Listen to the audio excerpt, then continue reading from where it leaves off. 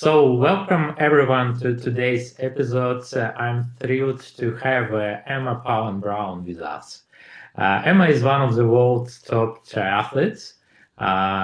So, she is a world duathlon and world aquathlon champion. I believe 22 times Ironman 70.3 champion, right? Yeah, I think something like that. Yeah. Yeah. And in 2017, she became silver Ironman 70.3 World Championship medalist. What makes this conversation even more special is that Emma has just become a mother. Congratulations, Emma. Thank you. Thanks so much. Yeah, and she's now starting to return to training while balancing life as a new mom. Emma's story is especially inspiring, I think, for many because she came to triathlon from running after a significant injury. And I believe that many amateur triathletes and not also amateurs also start their journey in triathlon from a running background. I believe were about 23 years old when you transitioned to triathlon. Can you tell us about the challenges you faced when you first began your journey to triathlon? Yeah, definitely. I think, like you said, it was something that I was a runner, and then I was super injured, so I had to take a little bit of time, kind of not running, but I still had running competitions I wanted to do. I just kept fit, kind of swimming and biking, and to have the goal for me to have like a race goal at the end of training, like it really helps kind of focus that training, and it gets you out of bed every day and makes you super motivated. So I thought I need a swim bike kind of goal. So to begin with, I was just setting myself challenges in the gym.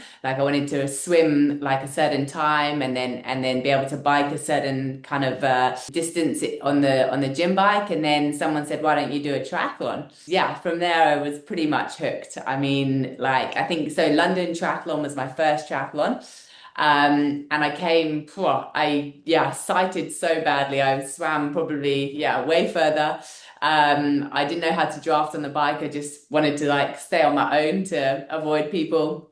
And then I ran through kind of some of the field. So I kind of realized that, yeah, I'd gone from like winning run races, and I think I came seventh at that triathlon. And that really motivated me for actually, this is something that whilst I have to cross train, I want to get better at, and I want to do more of these. And I also love the way, so I was a track runner. So you'd often run in a stadium and you'd be very separate from people.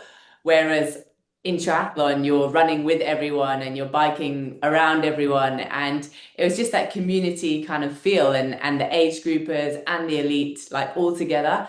I really enjoyed that. When you only started triathlon, did you believe that you can win Ironman 70.3 one day? Yeah, definitely not. I think also if you'd seen me in the pool, you would say no, no chance. Yeah, and I started off with short course. So in the elite short course, I'd sometimes get into transition and it would only be my bike left. Yeah, it was a tough journey. I wanted to get to that level, and you have to believe that it's possible. If you ask me truly, did I know that I could be good at it? Then yeah, I don't think many people would if they saw my swimming.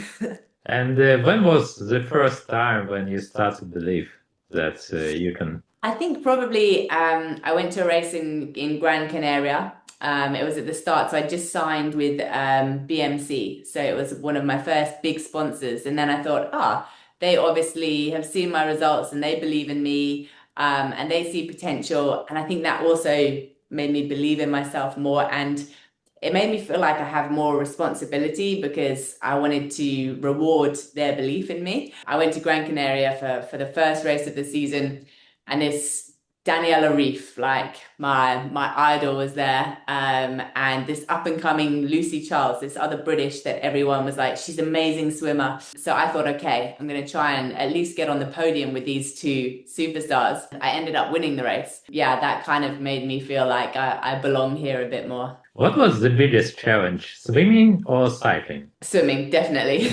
Yeah, swimming by far. I feel like the running, it translated quite nicely to the cycling. And even now, like when I was pregnant, I had a lot of trouble biking. Like the bigger I got, the harder it just felt uncomfortable cycling. So the last couple of months I was just running, and then actually coming out the other side, so I'd have probably 4 months off the bike.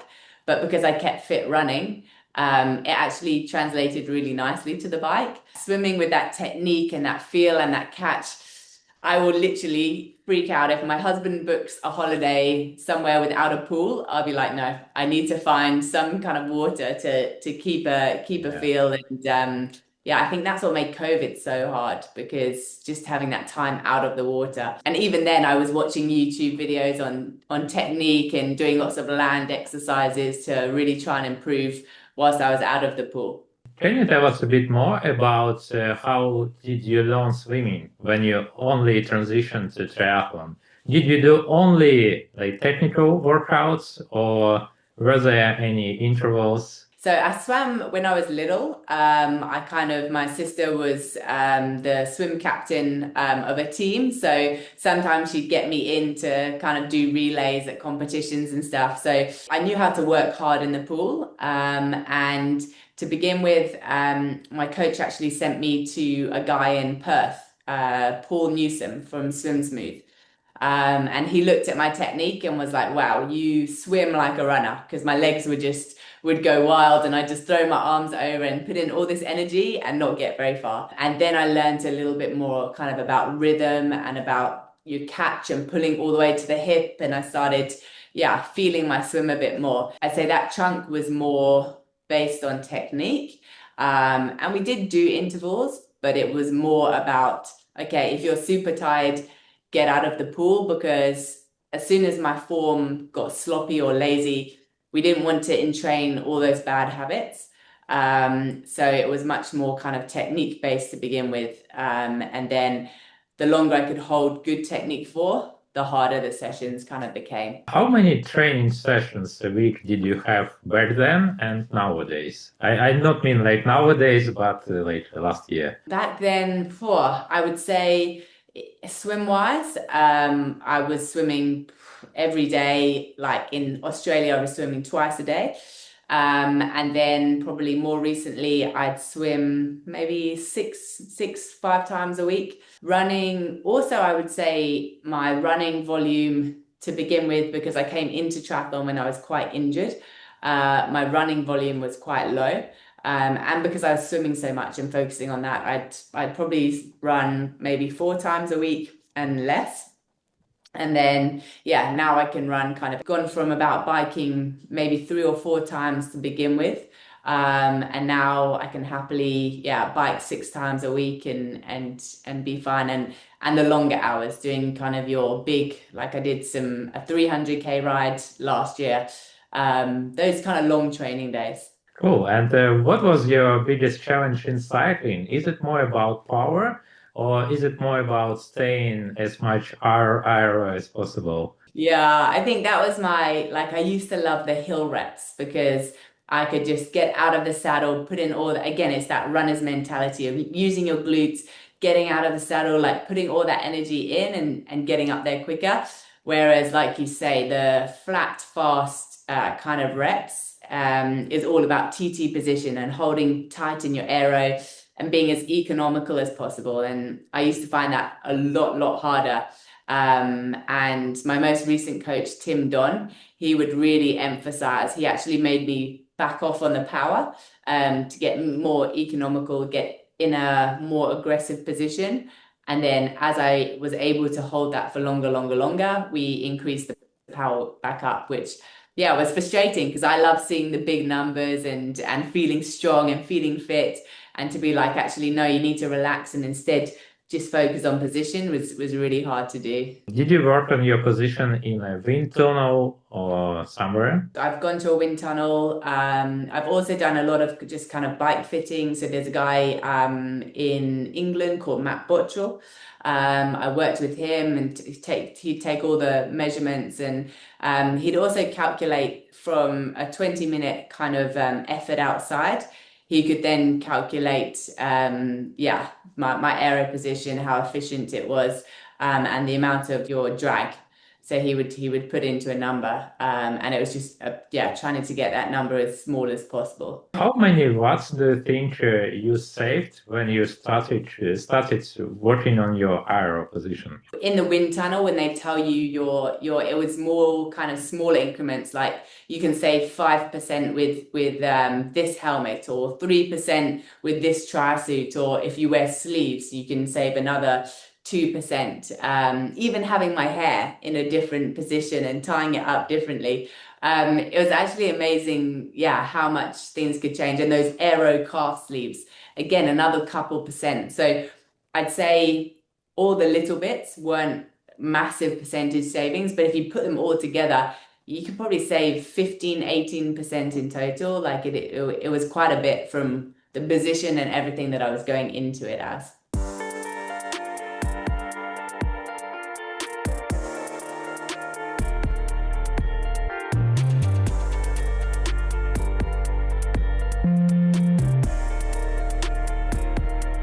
What do you think was the most successful year? Is it 2017 or like 2022 or maybe last year? Maybe a couple of years ago. I think, last year I really struggled with my gut. I wasn't super happy with my results. But the year before that, especially, I feel like PTO made the level come up of triathlon, and a lot more people went to long distance, and the races just got really, really competitive. And at Ibiza, so the first big PTO event in Ibiza, I was just off the podium. I came fourth. And then again at the World Champs 70.3, I was just off the podium. I came fourth. And you might think, oh, second at the Worlds and then fourth a couple of years ago. But to me, the fields were just so much deeper, so much stronger. There was a whole load more money in the sport. And I feel like, the girls that I had been racing, like we just saw the level go up, up, up. So to be winning 70.3s all year round and then come and show up in those key big races, I think that was my most consistent year a couple of years ago. You are one of the strongest triathletes in the world. I mean, like, and did you think what makes you so special? Yeah, I think just like knowing that everyone, to me, triathlon is a hard work sport, especially the longer the distance. I feel like the more you put in, the more you get out. And that's not necessarily by doing loads and loads of miles, but it's the deep, dark places. It's the real quality in your sessions, and then having the discipline to do the easy, nice and easy, so you recover. And then doing all the good things around it, like eating well, sleeping well. And for me, I just love that dedication, and I love the hard work, and I really enjoy what I do. Like I'm one of those people that even if we're on holiday, like I can't sit still. Like I have to say to my husband, okay, let's go and play tennis in the morning, and then let's do, just I love being out and about and constantly moving my body, and challenging. Like I love that feeling, and that's what I missed so much when I was pregnant and having to keep my heart rate low. I just miss that. Like I crave that, like, in a really hard session, that when you get to that point of pain and it can't get any worse and you just have to hold on, and then you hold on, you have an amazing session, and just, I don't know, that feeling after where your body is stronger coming out than it went in, and you've hit a new level. Like to me, that's just, I think nothing beats that feeling. I just love it. I'm pretty addicted to it. And what's your favorite interval sessions? Is it like intervals at threshold or below, above threshold? I like those long kind of build ones that drag out. So like your 75 minutes build treadmill. So where you start out and you're like, okay, this is okay, the first 3K, then it gets a bit harder, then it gets a bit harder. And that last 15 minutes, you're hanging on for dear life. Like your heart rate's through the roof, your lungs are burning. And that's something that as a runner, when I was growing up and we went to Iten in Kenya for altitude training, that was their Sunday long runs. They used to start off super slow in a big group and then just pop people off like every kilometer, getting quicker. And it's almost like survive to the death. Like you come out of this comfort zone and it just gets each kilometer more and more painful. And I used to love that. And I'd say that's probably my favorite session. You mentioned that you combine hard days with easy days. And can you tell us a bit more how your typical week looks like? How many hard days? How many easy days? Yeah, I think a lot of the times, especially when I was coached by Tim, it would be your kind of key leg days would be probably more your Tuesdays and your Thursdays and your Saturdays, and then your long kind of Sunday. So more of an endurance day. And then on the days where you weren't doing those hard legs, so on the Monday and Wednesday especially, would be harder swims. And then a total kind of more chilled Friday. So your strength work, maybe a bit of a kind of active recovery coffee ride, but like more of an easy day preparing for that long weekend. So yeah, I'd say kind of alternating in the week, hard arm day, hard leg day, your Friday, your active recovery day, and then your big weekends. Can you tell a bit more about Tim Don's approach to training? Tim was always the one telling me like do your easy a lot easier. He wanted me to be able to chat on my easy and to begin with, I found it quite frustrating. And he'd be like, "That heart rate's too high. I want you to go even easier." And then I saw the sessions he'd give me the next day, and I'd be like, "He's made a mistake on my training program. Like I can't run that fast. That's like boys' times." And then you realize actually, if you do your slow, nice and slow, then the next day you can raise that level and hit that key session, like, and you don't end up in that one kind of zone where you're hard and you're easy are almost merging a little bit. So yeah, he taught me to kind of spread that out more and also yeah, I always wanted to be tired. I thought if I wasn't tired, I could do more. Yeah, you are so much more productive when you're not in that state of fatigue all the time. And I really learned that and learned the importance of sleep and recovery. And yeah, I'd say he got my body in a lot more of a healthy place. And I ran my fastest with him. He got my body stronger because I was able to recover better. And that was the whole thing that he kind of tried to teach me from the start.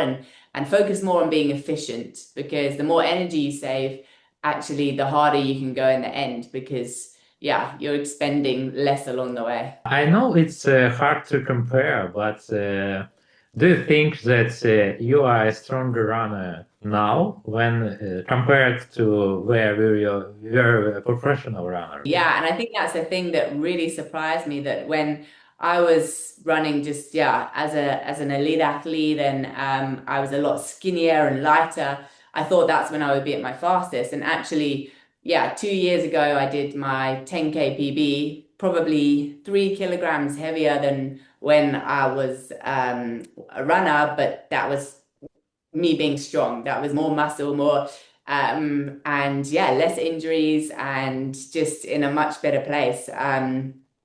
I always say like a happy athlete is a fast athlete, and I'm way happier with yeah, training and life and everything, having the balance there than I was as a runner for sure. And I think it shows when you get faster times.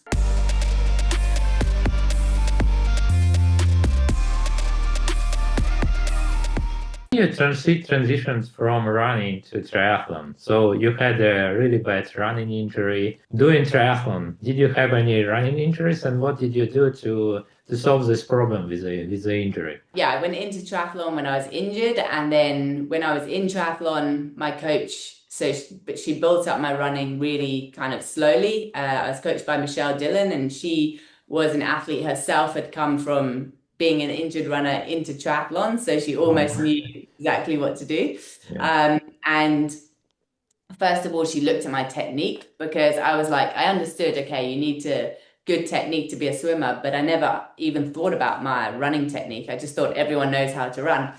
And yeah, I was overstriding. So I used to have a really long kind of stride, and obviously the longer your stride, the more impact you're putting into the ground and the kind of longer your cadence is. And so we worked on upping my cadence, which actually made me realize I wasn't as fit as I thought I was. Because yeah, when you start running with a kind of shorter stride, you're like, oh, this is actually, it's like you go from outside and then onto a treadmill and you need to turn over faster. So yeah, I couldn't do as much running on that form anyway to begin with because I almost felt like I was starting from scratch again and then building up slowly. And yeah, touch wood, I've been running injury free kind of since the odd bike crash, which would give me a niggle. But other than that, yeah, the change in technique really kind of made me injury free and also being better with my strength work. I never used to do gym work that much as a runner, and yeah, in triathlon it became really important. Tell us a bit more about that. Like, do you do it the whole year or only in off season? So in my off season, away from the races, I'll do more weighted exercises. So just yeah, use the weights a little bit more. So just overload my strength work that little bit more. Then in race season, I literally will stick to body weight strength, just because yeah, I know that works for me. I know then I can still be reactive on my running. I can still do my hard key sessions in the week without the strength. The strength kind of supports it rather than zaps my legs and kind of takes it out of my performance. So yeah, body weight in the race season, and then out of off season, just a little bit heavier. Can you tell like what type of strength training do you use? Do you work with your body weight or with free weights? In season, the body weight stuff is more like with a loop TheraBand. So your Pilates type moves, your very functional, like bridges and planks, and not really quite minimal equipment. And then in the off season, I'll actually go to a gym and I'll do more the kind of deadlifts, the RDLs, the pistol squats, and then use a little bit more kind of weights on there. Your race calendar typically is really busy. Yeah. I believe that one year, maybe it was 2022, you won 670.3 races, right? Yeah, I used to travel a lot. Yeah. Yeah. How do you manage to recover between these races? Magic balance that I would find is a lot of those times when I was racing a lot. The races would become like my key sessions, and I would then take kind of a few days easy from there, and then activate into. I tried to have some close together so that you could just carry form across and you could have an easy week in between. Because as well, I think my body was quite good at recovering, and I just got used to traveling so much. I think if you respect the travel and you know to train easy around that, then your body does recover. I think for me, it was more making sure I was super hydrated and I slept really well. If those two things happened on the easy weeks in between and with all the travel and not getting stressed about the travel, then yeah, I found I could quite easily like do a block of training, get my form pretty good, and then carry it across to races and literally just keep my form there by recovering while in between. Can you improve your form while racing, like each week or each second week? I think to begin with, like at the start of the season, I'd always feel a little bit rusty, and it would take me a few races to actually think, oh yeah, I learned that from this race and I sharpened up my transition here. And I made a silly mistake there, so that reminded me to eat more here or whatever. So I think at the beginning, but I think it's very hard without taking then another block of training. I think it's very hard to carry form if you race, and then you have your key race without any training blocks kind of in between that. I think it's very hard to peak like at the top of there. You are a coach yourself, right? I am, yes, yeah. What do you think the difference in training men and females? For me, the key difference kind of is the hormonal changes, your pattern. So guys their hormones kind of follow more of a daily routine, and for women, it's more of that monthly cycle. So that is probably the biggest difference. If you group men and you group women, that's kind of the biggest difference between the two there. But I've noticed, and what I love so much about coaching is the people I coach are so different, and you get to know them as individuals.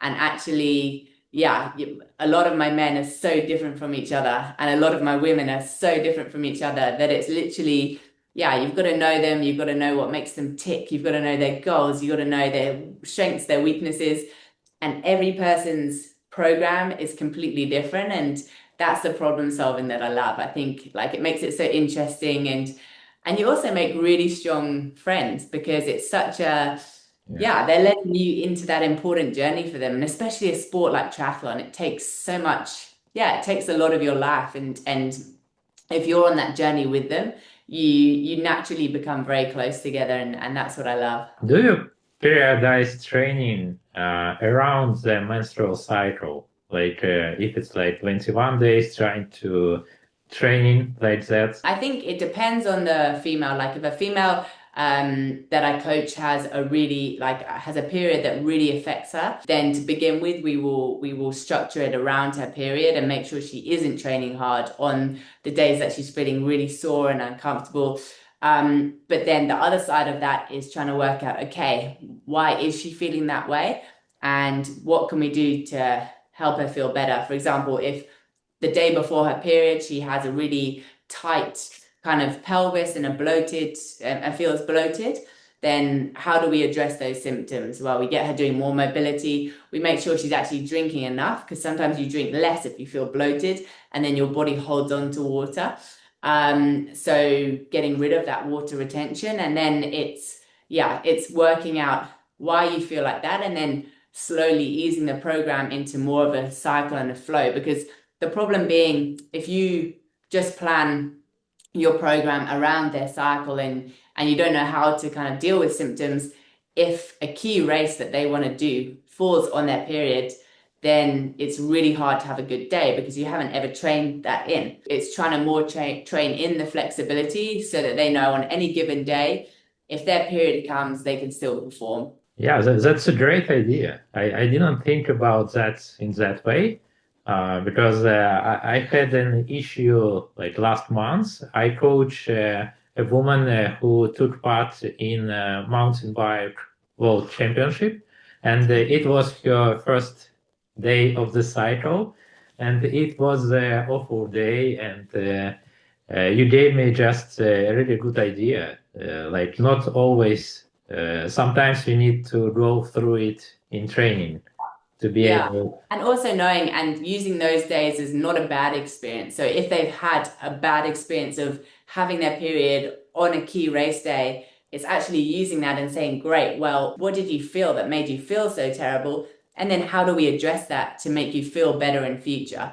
And you can really use those kind of that feedback and improve it. So yeah, they go in more confident and they know what to do, and they can be proactive about feeling better on their period.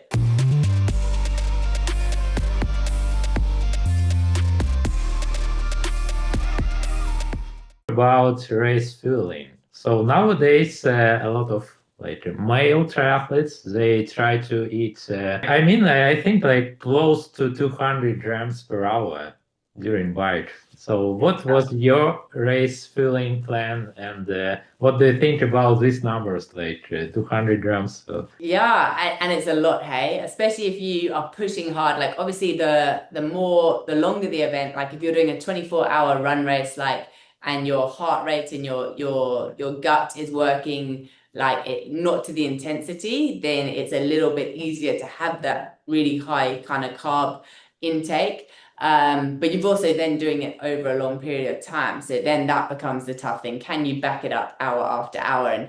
And you do see a lot of people getting the gut issues, getting the, like we all saw Christian and Kona, the vomiting. And I think, so for me, my golden number was working around that 90 grams of carb an hour.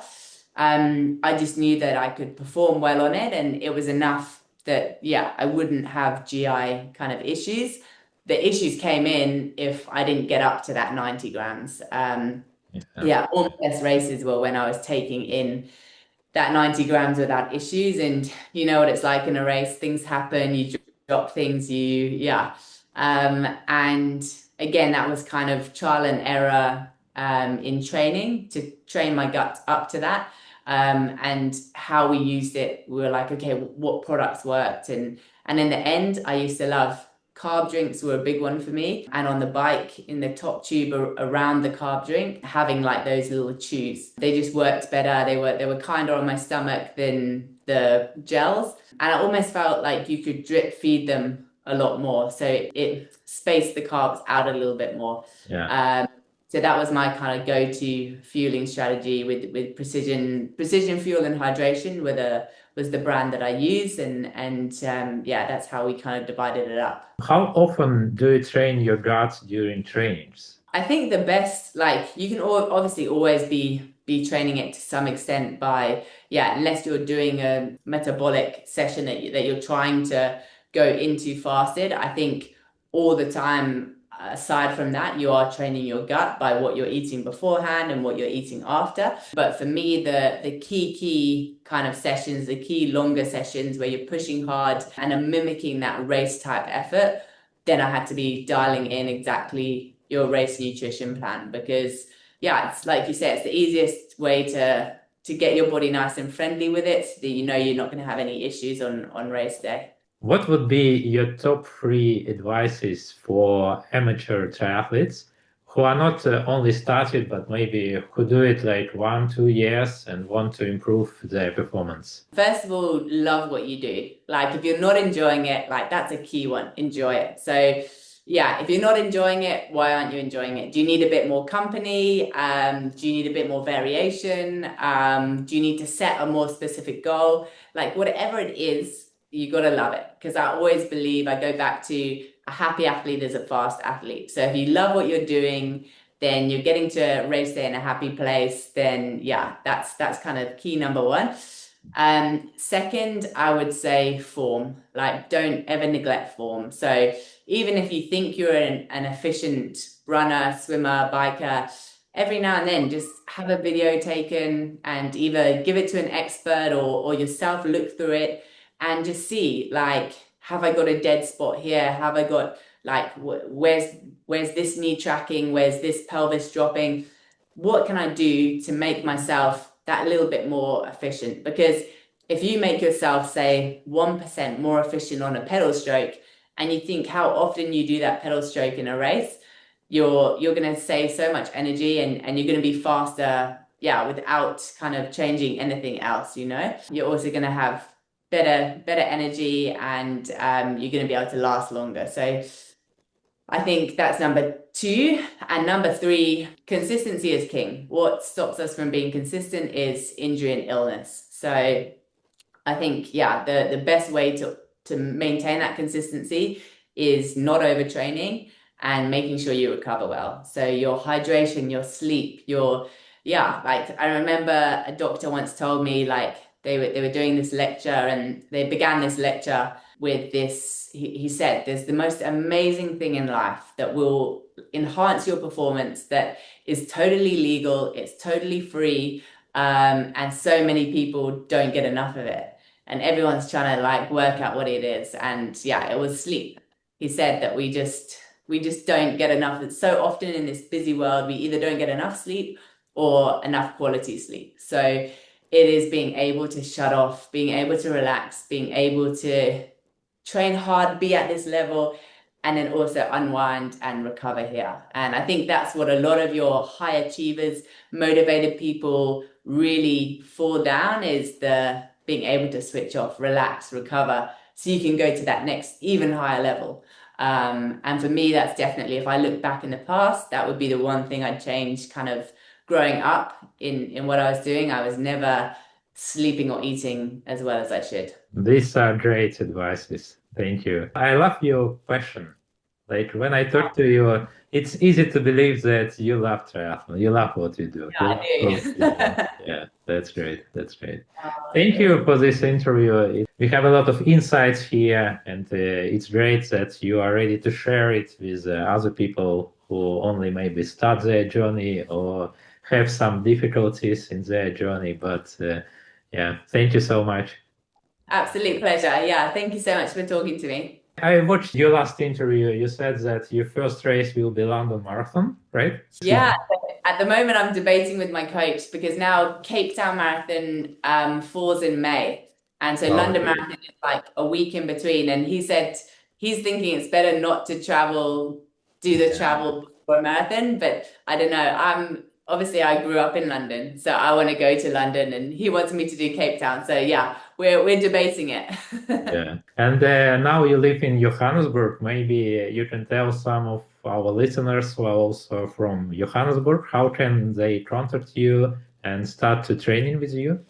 We have Peak Team. We have the website there. We have Tuesday, we have swim sessions. Thursday's our track session. Friday, swim session. And then at the weekend, we have a long ride and a long run. So yeah, they're more than welcome to join. When I come to Johannesburg next time, I Yeah, you definitely have to join come. it. Come and train with us. Just, yeah, flick me a Yeah, message and yeah. yeah, come and Cool. train with us. Cool.